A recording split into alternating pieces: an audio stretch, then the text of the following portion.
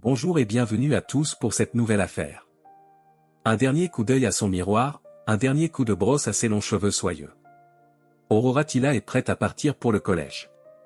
Une petite ado de 13 ans, toute mignonne, mais si menue qu'on lui donnerait facilement 1 ou 2 ans de moins. De fait, par bien des aspects, elle n'est encore qu'une gamine. Ce matin du 25 octobre 2024, l'angoisse qui lui noue le ventre n'est pas due à une mauvaise note en maths ou une dispute avec sa meilleure copine. À 13 ans, Aurora est prisonnière d'un cauchemar que tant de femmes connaissent, en Italie et ailleurs. Un cauchemar d'adulte, qui touche désormais des filles comme elle, à peine sorties de l'enfance. Depuis des mois, l'adolescente quitte avec la peur au ventre l'appartement familial, au 7e étage d'un immeuble du centre-ville, en Italie. Une fois dans la rue, elle marche vite, regarde derrière son épaule comme un animal traqué. Quand la plupart de ses amis commencent à peine à rêver d'un amoureux, Aurora, elle, se coltine déjà un psychopathe. Le garçon en question se prénomme Mario. Et le plus terrifiant de l'affaire, c'est qu'il est à peine plus âgé qu'elle. Anormalement grand et baraqué pour son âge, c'est une petite frappe qui flirte déjà avec la délinquance. En ville, on raconte qu'il aurait agressé un homme âgé dans un bar. Il serait également responsable de l'incendie volontaire d'une caravane. Aurora l'a connu au collège, juste avant qu'il ne se fasse virer pour des raisons disciplinaires. Que lui a-t-elle trouvé? Mystère.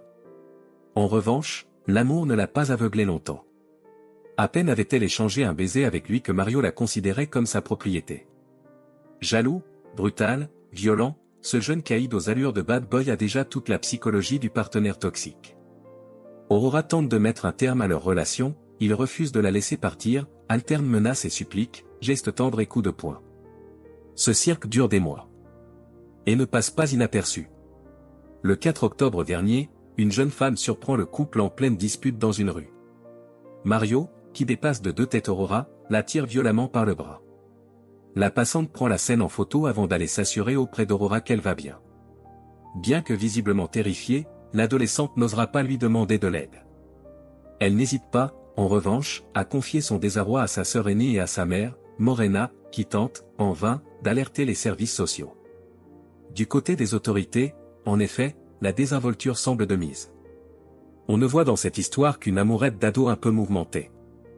Morena montre pourtant des photos des bleus qui marbrent la peau de sa fille. Les messages menaçants qu'elle reçoit par dizaines chaque jour, mais rien n'y fait. Personne ne prend l'affaire au sérieux. Et pendant ce temps, l'étau se resserre. Mario passe désormais des heures dans le hall de l'immeuble d'Aurora, à surveiller ses allées et venues.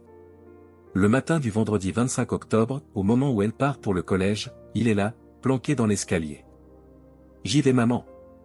lance la collégienne sur le pas de la porte. « Ok mon amour, on se voit ce midi », lui répond sa mère. Ce seront les derniers mots qu'elles échangeront. Quelques instants plus tard, un peu plus loin dans le quartier, des hurlements perçants retentissent. Plusieurs personnes, qui prenaient leur café à la terrasse du bar, lèvent la tête. Ce qu'elles découvrent est terrifiant. Au dernier étage de l'immeuble qui les surplombe, 2 ados se disputent sur un balcon. On l'aura deviné, il s'agit d'Aurora et de Mario. Le garçon vient de conduire de force la collégienne sur la plus haute des terrasses du bâtiment, pour une énième explication. Aurora lui crie de la laisser tranquille, mais il avance vers elle. Bientôt, elle se retrouve coincée contre la rambarde du balcon. Mario s'approche encore, la saisit par la taille et la fait basculer. Dans la rue, les clients du bar, horrifiés, se lèvent comme un seul homme. Aurora, par miracle, est parvenue à s'agripper à la rambarde. La voilà suspendue au-dessus du vide. Tous les témoins espèrent, à cet instant, que le garçon va reprendre ses esprits et aider la jeune fille à remonter. Mais pas du tout. Au lieu de cela, il se met à lui taper violemment sur les doigts. Aurora crie, pleure, supplie. Tout en tentant désespérément de s'accrocher à cette barre métallique qui la maintient en vie. Mais hélas, à bout de force, elle finit par lâcher. Un ultime hurlement résonne. Son corps chute et s'écrase 12 mètres plus bas, sur la terrasse de béton d'un appartement. Quand les secours et la police arrivent, Aurora gît sur le dos. Une auréole de sang s'est formée autour de sa tête. Il n'y a plus rien à faire. Tandis que la zone est bouclée, les premiers témoins sont entendus. Si tous n'ont pas suivi le déroulé complet du drame, ils s'accordent au moins sur un point. Un jeune, grand et brun, se trouvait avec la victime sur ce balcon. Et le moins que l'on puisse dire, c'est qu'il n'a rien fait pour la sauver. Ce suspect a ensuite pris la fuite, mais il ne va pas rester inconnu bien longtemps. Après avoir identifié Aurora, que tout le monde connaît dans l'immeuble, les policiers décident d'aller trouver sa mère.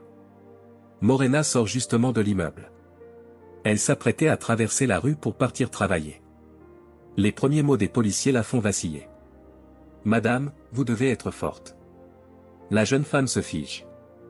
Son instinct de mère a compris que quelque chose était arrivé à sa fille. « Est-ce qu'elle est morte ?» demande-t-elle, la gorge serrée. L'un des policiers hoche la tête. « Alors ça y est, il a réussi », murmure Morena avant de s'effondrer en sanglots. Mario est arrêté quelques heures plus tard et longuement entendu. Il prétend qu'Aurora s'est suicidée et qu'il a tout tenté pour l'en empêcher. Un culot monstre, scandaleux, mais qui contre toute attente va s'avérer payant.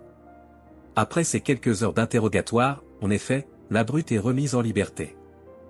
Croire que tous les clients du café ont été victimes d'une hallucination collective, que tous leurs témoignages sont bons à jeter à la poubelle. En apprenant la libération de l'assassin d'Aurora, on l'imagine, ses proches pensent vivre un cauchemar. Sa sœur, Victoria, inonde les réseaux sociaux de publications furieuses. Il l'a jetée dans le vide, elle n'était ni folle ni déprimée, écrit-elle notamment. Avant de partager des extraits de discussions où Aurora expliquait ce que Mario lui faisait subir depuis des mois. Dans le même temps, les carabiniers de l'unité d'investigation poursuivent leur enquête et découvrent un détail terrible, qui permet d'enterrer définitivement la thèse du suicide. Sur le dos des mains de la victime, on relève des blessures très spéciales. Elle raconte un scénario invraisemblable de cruauté. Au moment où Aurora était suspendue dans le vide, Mario lui a donné des coups de tournevis sur les mains pour la faire lâcher. Le 30 octobre, il est de nouveau interpellé et cette fois, son baratin ne convainc plus personne. Mis en examen pour homicide volontaire, il est incarcéré. Il risque une peine comprise entre 12 et 18 ans de réclusion criminelle. L'annonce de son placement en détention a soulagé les proches d'Aurora, mais sans les apaiser pour reprendre la formule de l'avocate. Le mardi 15 novembre, les funérailles de l'adolescente ont rassemblé plusieurs centaines de personnes. Alors que le cercueil sortait de l'église, une longue salve d'applaudissements s'est élevée de la foule. Des ballons blancs ont été lâchés dans le ciel. Aurora Tilla aurait dû fêter ses 14 ans le 9 novembre. Merci d'avoir suivi cette vidéo. Si cette histoire vous a touché, n'hésitez pas à vous abonner et à activer la cloche pour ne manquer aucune de mes prochaines vidéos. Prenez soin de vous et à très bientôt pour une nouvelle affaire.